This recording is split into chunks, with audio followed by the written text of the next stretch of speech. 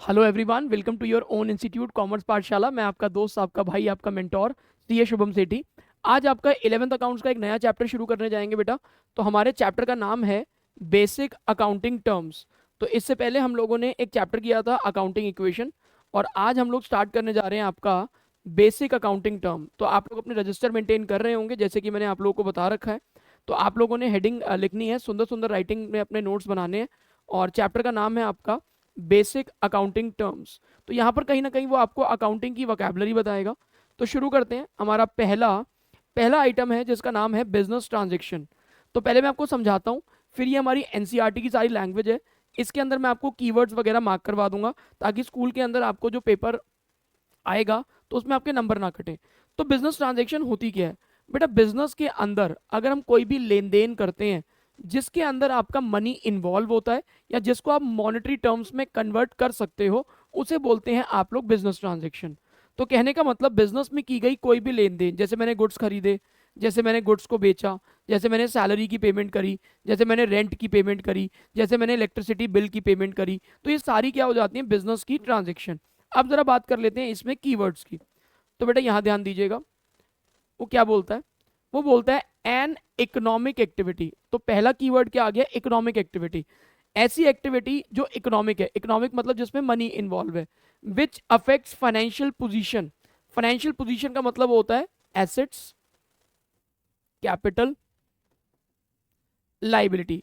कहने का मतलब जब भी आप कोई लेन देन करेंगे तो वो आपका इफेक्ट डालेगी एसेट्स पे, कैपिटल पे और लाइबिलिटी पे। तो पहला आपका कीवर्ड क्या हो गया? Economic activity. दूसरा कीवर्ड क्या हो गया? Which affects financial position. और क्या बोला? Can be measured in terms of money, जिसको आप मनी टर्म्स में मेजर कर सकते हो। जैसे अगर ऑनेस्टी की बात करें, लॉयल्टी की बात करें, हार्ड वर्किंगनेस की बात करें जो भी मेरे स्टाफ की है, या फिर मेरे कस्टमर के साथ अगर मेरा कोई गुड रिलेशंस मेंटेन हो रखे हैं, क्योंकि मैं बिजनेस बहुत अच्छे तरीके से करता हूँ, एथिक्स वगैरह को, मॉरल्स वगैरह को फॉलो करके करता हूँ, तो वो चीज़ें बुक्स में रिकॉर्ड नहीं होती हैं और वो चीज़ें हमारी बिजनेस ट्रांजेक्शन में बेटा नहीं आती हैं, क्योंकि उनको आप मनी टर्म्स में कन्वर्ट नहीं कर सकते हो। आगे बोलता है it is an agreement involving transfer और exchange of goods and services. तो पहला कीवर्ड क्या था? पहला कीवर्ड था इकोनॉमिक एक्टिविटी, ऐसी एक्टिविटी जिसके अंदर आपका पैसे का लेन देन है। Excuse me. फाइनेंशियल पोजीशन पे अफेक्ट करेगा, आपके बिजनेस के एसेट्स के ऊपर, बिजनेस के कैपिटल के ऊपर और बिजनेस की लाइबिलिटी के ऊपर। Measured in terms of money, जिनको आप मनी में कन्वर्ट कर सकते हो, मेजर कर सकते हो, और जिसमें गुड्स और सर्विसेज का एक्सचेंज है, लाइक परचेज और सेल है। एग्जाम्पल में क्या लिख दोगे? परचेज ऑफ गुड्स और क्या हो जाएगा? Payment of salary. सरल भाषा में, सिंपल वर्ड्स में, बिजनेस में की गई कोई भी लेन देन जिसके अंदर आपका मनी इन्वॉल्व होता है या जिसको आप मनी टर्म्स में कन्वर्ट कर सकते हो और जो आपके बिजनेस के एसेट, कैपिटल और लाइबिलिटी में इफेक्ट डालती है, वो होता है बिजनेस ट्रांजेक्शन। क्लियर है? अगला ट्रांजेक्शन आता है, अगला आइटम आता है अकाउंट। अकाउंट का मतलब क्या होता है भाई? अकाउंट का मतलब होता है summarise record of transactions relating to particular head at one place. थोड़ा सा ऊपर कर देते हैं इसको। क्या बोल रहा है? Summarise record of transaction relating to particular head at one place. कहने का मतलब, मान लीजिए कि मैं मिस्टर एक्स के साथ कोई भी लेन देन करता हूं, उनको गुड्स बेचता हूं। कुछ गुड्स वो एक्सेप्ट कर लेते हैं, कुछ गुड्स वो जो होते हैं उनको समझ में नहीं आते, डैमेज्ड होते हैं, या फिर एज पर द स्पेसिफिकेशन नहीं होते हैं, वो रिटर्न कर देते हैं। फिर वो मुझे पैसे देते हैं, फिर उसके बाद फिर से उनसे लेन देन होती है। तो मिस्टर एक्स के साथ की गई लेन देन मिस्टर एक्स के अकाउंट में रिकॉर्ड होगी, मिस्टर वाई के साथ की गई लेन देन मिस्टर वाई के अकाउंट में रिकॉर्ड होगी, मिस्टर जेड के साथ की गई लेन देन जेड के अकाउंट में रिकॉर्ड होगी। तो एक बार फटाफट से कीवर्ड्स बताइए। Summarise record relating to particular head. Particular head मतलब कि एक चीज से रिलेट करने वाली सारी ट्रांजेक्शन एक जगह पर जब रिकॉर्ड करते हैं। इट रिकॉर्ड तीन बातें रिकॉर्ड करते हैं, अमाउंट, इफेक्ट और डायरेक्शन। कितना अमाउंट इन्वॉल्व है, इफेक्ट मतलब कि पॉजिटिव साइड, नेगेटिव साइड, और डायरेक्शन मतलब कि डेबिट साइड या क्रेडिट साइड। तो ये भी हम आप पढ़ेंगे। जैसे राम का अकाउंट हो गया, श्याम का अकाउंट हो गया, एक्स का अकाउंट हो गया, वाई का अकाउंट हो गया, सैलरी अकाउंट हो गया, रेंट अकाउंट हो गया। एक्चुअल में आप राम का अकाउंट क्यों बना रहे हो? ताकि आपको साल के एंड पे ये पता चल सके कि एंड ऑफ द ईयर हमें राम को पैसा देना है या राम से पैसा लेना है। तो ये चीजें आपकी बनती हैं अकाउंट के अंदर। तीसरी आइटम है आ रही है आपके सामने बच्चों, कैपिटल। कैपिटल का मतलब क्या होता है कि कोई भी अमाउंट, हालांकि यहाँ पर तो अमाउंट लिखा है, कोई भी अमाउंट मतलब कैश या कोई भी एसेट ऑनर अगर बिजनेस में कंट्रीब्यूट करता है, मान लीजिए उसने अपने घर का एसी उतार कर ऑफिस में लगवा दिया, मान लीजिए उसने अपना घर का जो सोफा था वो उसने ऑफिस में शिफ्ट कर दिया, उसने अपनी खुद की कोई इन्वेस्टमेंट बिजनेस के अंदर लगा दी, या उसने अपनी कोई गाड़ी बेचकर पैसा आया बिजनेस में लगा दिया, उसने कोई घर की ज्वेलरी बेचकर पैसा आया बिजनेस में लगा दिया। वो सब किस कैटेगरी में आ जाता है बच्चों? कैपिटल की कैटेगरी में आ जाता है। तो सिर्फ कैश नहीं, सिर्फ बैंक बैलेंस नहीं, कैश और एनी एसेट, कोई भी एसेट किसी भी तरीके से ऑनर अगर बिजनेस में बेटा कंट्रीब्यूट करता है तो उसे हम लोग क्या बोलते हैं? कैपिटल। कैपिटल एक तरीके से बिजनेस के लिए क्या है? इंटरनल लाइबिलिटी है। सर कैपिटल बिजनेस के लिए इंटरनल लाइबिलिटी कैसे? यार बिजनेस एंटिटी कॉन्सेप्ट बोलता है कि बिजनेस और ऑनर दोनों अलग अलग हैं और हमें रिकॉर्ड मेंटेन करने बिजनेस के हिसाब से, ना कि ऑनर के हिसाब से। तो ऑनर अगर बिजनेस में पैसे लगाएगा तो बिजनेस के लिए वो भी लाइबिलिटी है, कहीं बाहर से अगर लोन वगैरह लेगा तो बिजनेस के लिए वो भी लाइबिलिटी है। बट फर्क इतना है कि ऑनर अगर लगाएगा तो इंटरनल लाइबिलिटी है और किसी आउटसाइडर से पैसे लेगा तो वो एक्सटर्नल लाइबिलिटी है। सर ड्रॉइंग्स क्या होता है? जैसे कैश और कोई भी एसेट ऑनर अगर बिजनेस में इन्वेस्ट करता है तो उसे हम लोग कैपिटल कहते हैं। उसी तरीके से ऑनर अगर बिजनेस में से कैश या कोई और एसेट विड्रॉ करता है फॉर पर्सनल यूज, उसे हम लोग कहते हैं ड्रॉइंग्स। तो ऑनर ने पैसे या कोई एसेट लगाया तो हमने क्या बोला? कैपिटल। ऑनर ने अगर बिजनेस में से कोई भी पैसा या कोई भी एसेट विड्रॉ करी है पर्सनल यूज के लिए, उसे बोलेंगे ड्रॉइंग्स। सिंपल सी बात है। आगे बढ़ते हैं भाई। अगली आइटम आती है लाइबिलिटी। देखिए कोई भी चीज हमारे लिए अगर फ्यूचर के लिए फाइनेंशियल ऑब्लिगेशन क्रिएट करे तो वो होती है आपकी लाइबिलिटी। जैसे अगर आपने फ्यूचर में किसी का भी पैसा लौटाना है तो वो क्या हो जाती है? लाइबिलिटी। लाइबिलिटी हमारी इंटरनल भी होती है, लाइबिलिटी हमारी एक्सटर्नल भी होती है, लाइबिलिटी हमारी नॉन करंट भी होती है और लाइबिलिटी हमारी करंट भी होती है। तो इंटरनल कौन सी होती है? इंटरनल लाइबिलिटी वो होती है जो ऑनर को हमने लौटाना है पैसा। एक्सटर्नल कौन सी होती है? जो किसी बाहर वाले को पैसा लौटाना है, चाहे आपने गुड्स उधार पे ले लिए, चाहे आपने लोन ले लिया। करंट लाइबिलिटी क्या होती है? जिसका पैसा आपको 12 महीने के अंदर लौटाना है करंट लाइबिलिटी, जिसका पैसा आपको 12 महीने से ज्यादा में लौटाना है वो हो जाती है बेटा आपकी नॉन करंट लाइबिलिटी। तो फ्यूचर में अगर कोई भी आपके लिए फाइनेंशियल ऑब्लिगेशन या फाइनेंशियल ड्यूटी या कोई भी फाइनेंशियल जिम्मेवारी, किसी को आपको पैसा लौटाना है, किसी का काम अगर आपने करना है, आपके सिर पे किसी भी तरीके की ड्यूटी या ऑब्लिगेशन फाइनेंशियल नजर आती है तो उसे हम लोग क्या कहते हैं बेटा? लाइबिलिटी। तो लाइबिलिटी चार तरीके से एक्सप्लेन करिए। जो अगर ऑनर को देना है तो इंटरनल लाइबिलिटी, किसी बाहर वाले को देना है तो एक्सटर्नल लाइबिलिटी, 12 महीने के अंदर लौटाना है तो करंट लाइबिलिटी, और 12 महीने से ज्यादा में पैसा लौटाना है तो आपका हो जाता है नॉन करंट लाइबिलिटी। एसेट, कोई भी चीज अगर आपको फ्यूचर में इकोनॉमिक बेनिफिट देने वाली है तो वो होती है बेटा एसेट। जैसे अगर मैं बात करता हूँ एसेट हमारा क्या हो सकता है? देखिए अब अगर मैं इस क्लासरूम के अंदर खड़ा होकर पढ़ा रहा हूँ तो यहाँ पर स्मार्ट बोर्ड लगा हुआ है, एसेट है। यहाँ पर कंप्यूटर सिस्टम लगा हुआ है, एसेट है। यहाँ पर सामने मेरे कैमरा लगा हुआ है, ये बिजनेस के लिए एसेट है। रूम के अंदर एसी लगे हैं, रूम के अंदर एग्जॉस्ट फैन लगा है, माइक सिस्टम लगा हुआ है, डेस्क लगे हुए हैं, ये सब हमारे लिए क्या हो गए? बिजनेस के लिए एसेट हो गई। कोई भी चीज अगर आपको फ्यूचर में बेनिफिट प्रोवाइड करने वाली है तो वो हमारी हो जाती है एसेट। अब जिस प्रॉपर्टी के अंदर हम लोग अपना पढ़ा रहे हैं, जो कोचिंग इंस्टीट्यूट हमारा है, तो वो बेसिकली भी एक प्रॉपर्टी हमारी एसेट के फॉर्म में मानी जाती है। तो एसेट हमारे क्या होते हैं भाई? नॉन करंट भी होते हैं, एसेट हमारे करंट भी होते हैं, एसेट हमारे फिक्टिशियस भी होते हैं। जो एसेट आपको 12 महीने तक बेनिफिट दे करंट एसेट, जो एसेट आपको 12 महीने से ज्यादा बेनिफिट दे नॉन करंट एसेट। अच्छा, नॉन करंट एसेट भी फर्दर दो टाइप से हैं, एक होते हैं आपके फिक्स एसेट और एक होते हैं आपके इन्वेस्टमेंट। फिक्स एसेट हो गए जैसे टैंजिबल और इनटैंजिबल, जिनको आप फिजिकली देख सकते हो, फिजिकली छू सकते हो, फिजिकली महसूस कर सकते हो, वो हो जाते हैं बेटा टैंजिबल फिक्स एसेट। जिनको आप फिजिकली देख नहीं सकते, छू नहीं सकते, महसूस नहीं कर सकते, बट आपके बिजनेस में वो आपको लंबे समय तक बेनिफिट प्रोवाइड करेंगे, वो हो जाते हैं इनटैंजिबल। टैंजिबल वाले का एग्जाम्पल हो गया लैंड हो गया, बिल्डिंग हो गया, मशीनरी हो गया, फर्नीचर हो गया। इनटैंजिबल वाले का गुडविल हो गया, पेटेंट हो गया, कॉपीराइट हो गए, ट्रेडमार्क हो गए।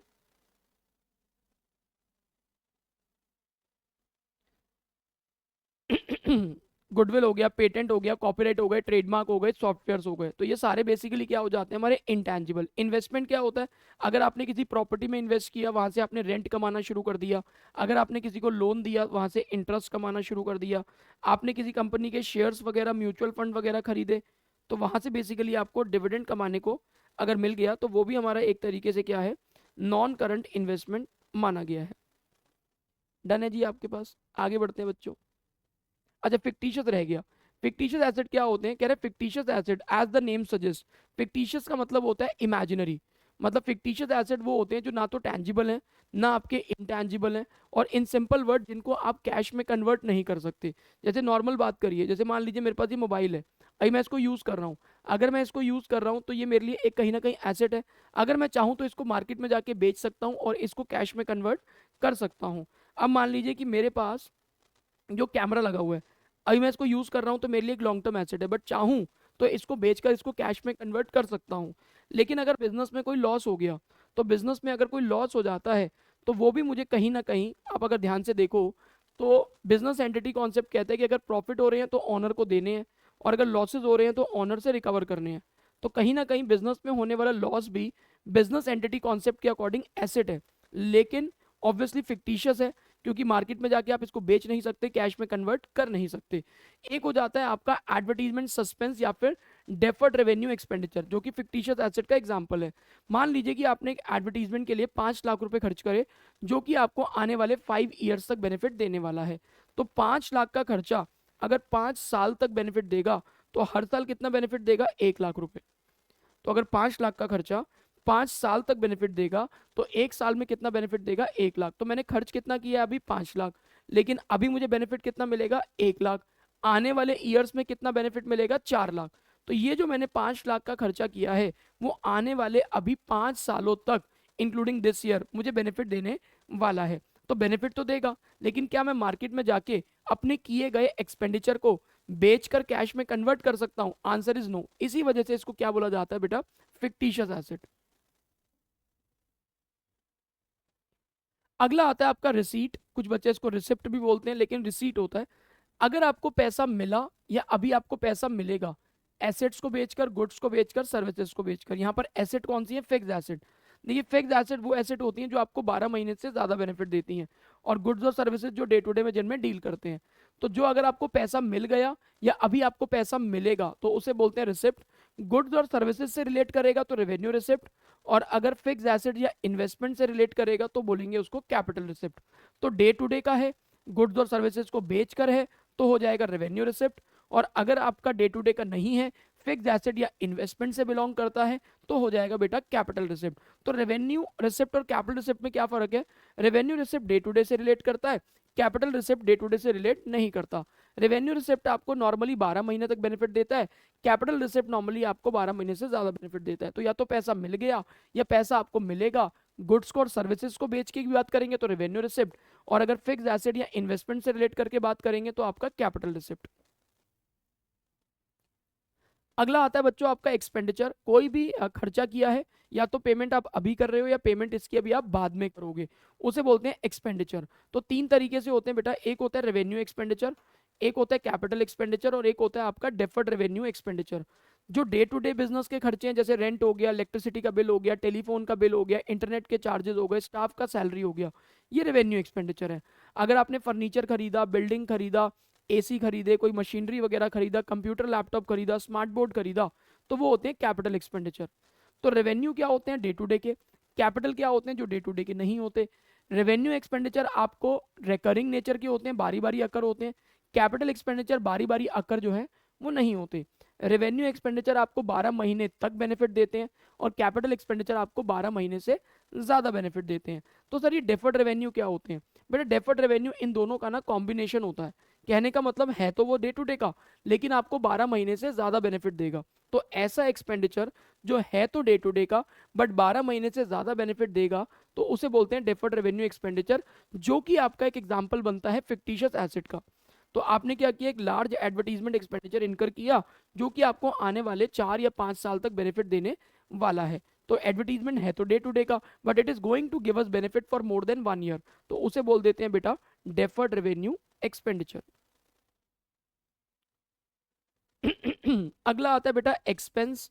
एक्सपेंस का मतलब क्या हो गया, एक्सपेंस का मतलब ये होता है कि जो डे टू डे के आपके खर्चे हो गए, तो मतलब एक तरीके से रेवेन्यू एक्सपेंडिचर की तरह ही हो जाता है जो एक्सपेंस है। तो ऐसा खर्चा जो हम रेवेन्यू जनरेट करने के लिए, मतलब सेल्स जनरेट करने के लिए करते हैं, उसे बोलते हैं एक्सपेंस। जैसे salary, wages, depreciation, bad debt, ये रेवेन्यू एक्सपेंडिचर भी एक तरीके से इनको आप बोल सकते हो। अच्छा 3 टर्म्स हैं, एक है इनकम, एक है आपका प्रॉफिट, और एक है आपका गेन। अब सुनते हैं, प्रॉफिट क्या होता है? अगर आपने रेवेन्यू में से एक्सपेंस माइनस करा दिया, रेवेन्यू क्या होता है?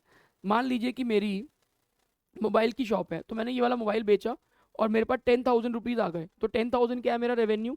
अब ऑब्वियसली मैंने इसकी मैन्युफैक्चरिंग तो करी नहीं है, मैंने पीछे मैन्युफैक्चरर से इसको 6,000 में खरीदा था, तो 6,000 हो गया एक्सपेंस। तो रेवेन्यू में से एक्सपेंस माइनस किया तो मेरे पास क्या आ गए? प्रॉफिट आ गए। तो प्रॉफिट तो समझ में आ गए।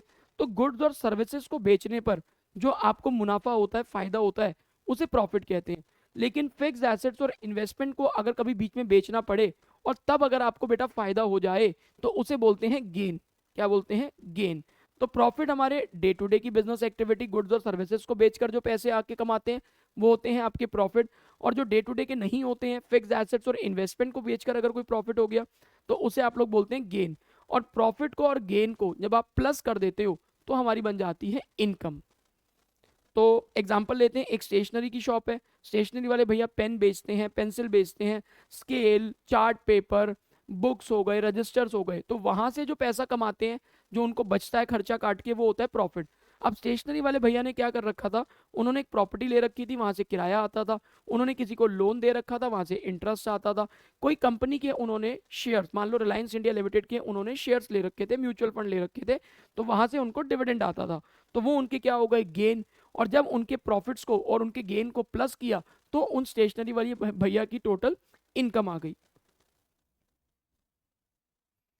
आगे बढ़ते हैं भाई।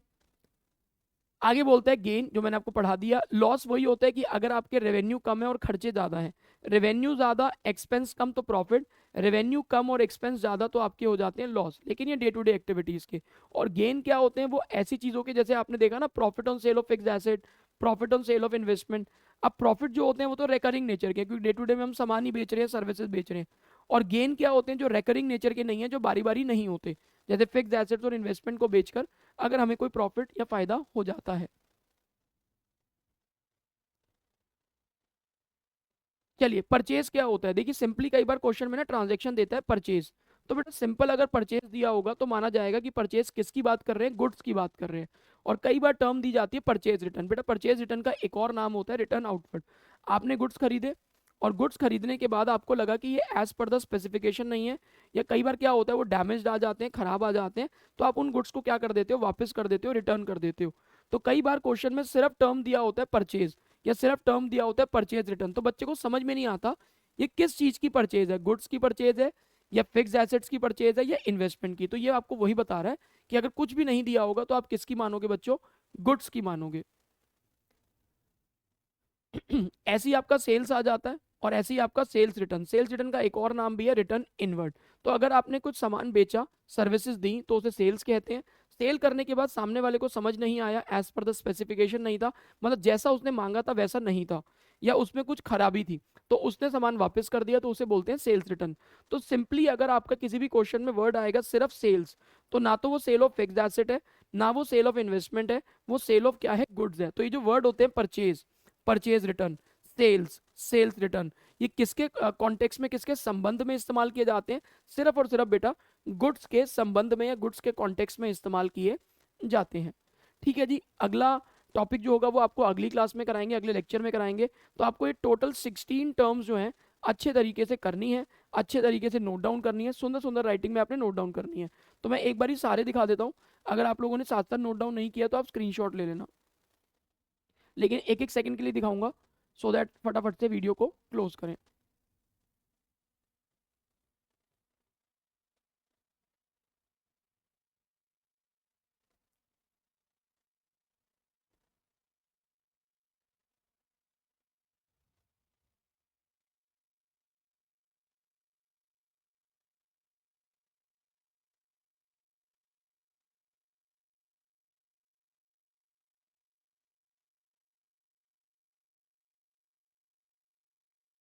ठीक है जी, उम्मीद करता हूँ कि आपको 16 टर्म समझ में आ गई होंगी, लिंक हो गई होंगी, एसोसिएट हो गई होंगी। करना क्या है, स्टेप्स क्या फॉलो करने हैं, आपको ध्यान से लेक्चर को सुनना है, एक एक चीज़ को नोट डाउन करना है, और जो भी वर्कशीट असाइनमेंट वगैरह मैं बेसिकली करवाऊंगा तो उसमें से आपको करना है। बाकी आप कोई भी बुक भी रेफर भी कर सकते हो, कोई दिक्कत वाली बात नहीं है। एनसीईआरटी भी रेफर कर सकते हो, टीएस गरेवाल बुक भी रेफर कर सकते हो, डीके गोयल भी रेफर कर सकते हो। कोई भी अगर आपके स्कूल में रेफरेंस बुक अगर बोली है तो उसको आप रेफर कर सकते हो। कोई भी नहीं है तो एनसीईआरटी, एनसीईआरटी भी नहीं खरीदी है तो आप अपना ऑनलाइन जाके एनसीईआरटी को डाउनलोड कर सकते हो। उम्मीद करता हूँ कि आपको आज का लेक्चर समझ में आया होगा। अगर आपको मेरा लेक्चर, मेरे पढ़ाने का तरीका, मेरी वैल्यूज़ वगैरह अच्छी लग रही हैं तो वीडियोस को लाइक करते रहिए, कमेंट करते रहिए और अपने फ्रेंड्स में शेयर जरूर करिएगा, और कमेंट करके बताइएगा कि आपको कैसी लग रही है video. Thank you so much. जय श्री राम।